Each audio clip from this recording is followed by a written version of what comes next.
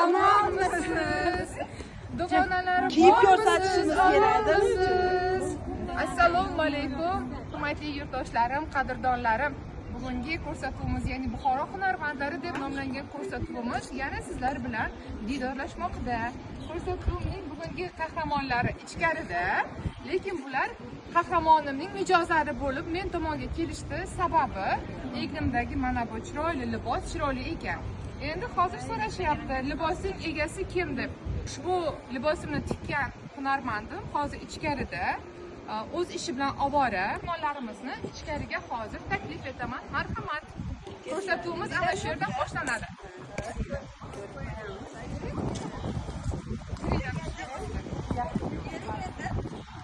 Buxoroga kelgan mehmonlarimiz uchun har doim bizning eshiklarimiz ochiq. Xush kelibsizlar. Marhamat ichkariga. Assalomu alaykum, xush kelibsizlar. Alaykum, xush kelibsizlar. Bizada paranji emas, faqat o'zimizning o'zbek milliy urf-odatlarimizga mos kelgan, o'zbek milliy adreslarimizdan har xil Faqat qo'l mehnatlari, qo'l ishlaridan, har xil dizaynlardan, ham Yevropa ham o'zbek milliy nimalarni uyg'unlashtirib tikamiz. yarashadigan svetini berildi.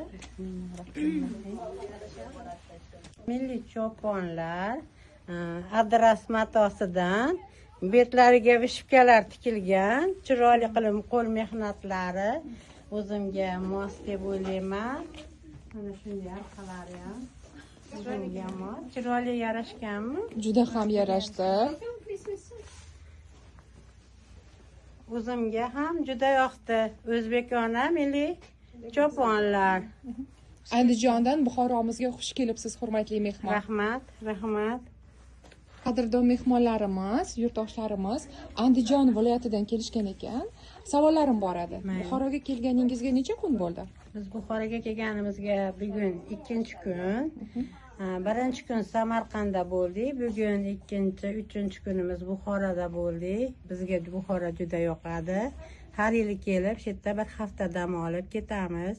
Bitta o'zimizning milliy choponlarimiz, idishlarimiz hamma yo'q milliycha. Bizga juda yoqadi. Ona vatanimiz, ona zaminimiz O'zbekiston. Shu yurtning farzandi ekanmiz, milliyligimiz uyg'unlashib bormoqda kundan kunga yana tobora. Aytingchi, Andijon milliyligi bilan Buxoro milliyligi o'rtasida nimani sezdingiz? Andijon milliyligida bizda pichoqchilik ko'proq rivojlangan, ishlab chiqarishlar rivojlangan.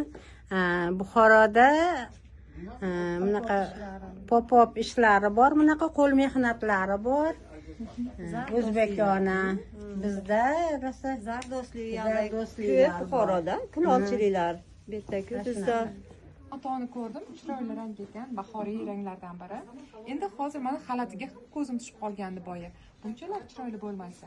Bu chiroyli ipakdan qilingan choponimiz gullarni gullariga biza qo'yib, bir xil bo'lishi uchun, past baland bo'lmasligi uchun dizayn qilib, chiroyli qilib har xil usulda qilib chiqaramiz.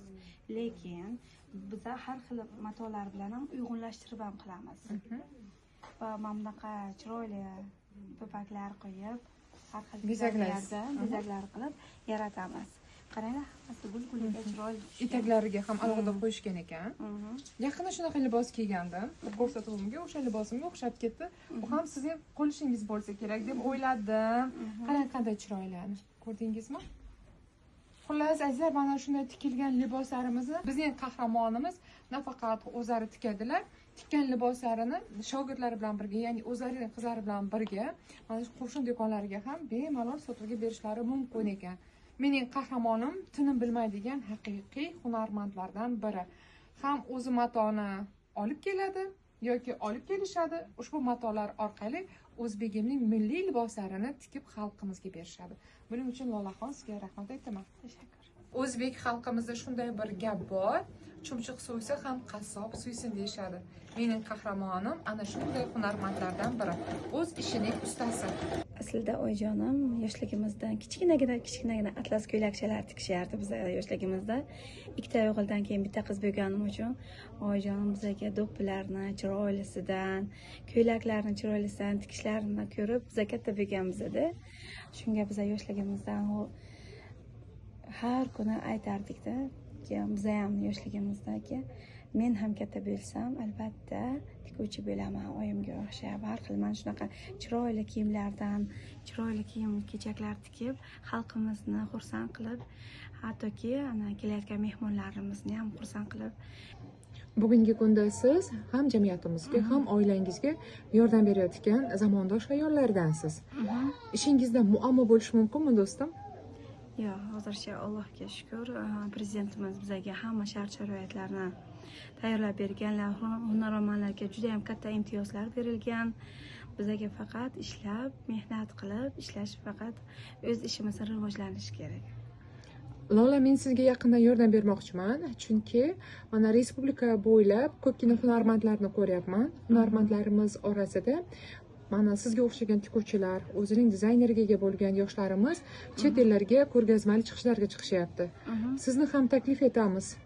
Inshaalloh boramiz albatta. Agar taklif qilsalar, jon-jonib borardik. Demak, O'zbekiston Respublikasi hunarmand uyushmasi rahbariyatiga biz albatta bu iltimosni yetkazamiz, inobatga olishadi. Albatta.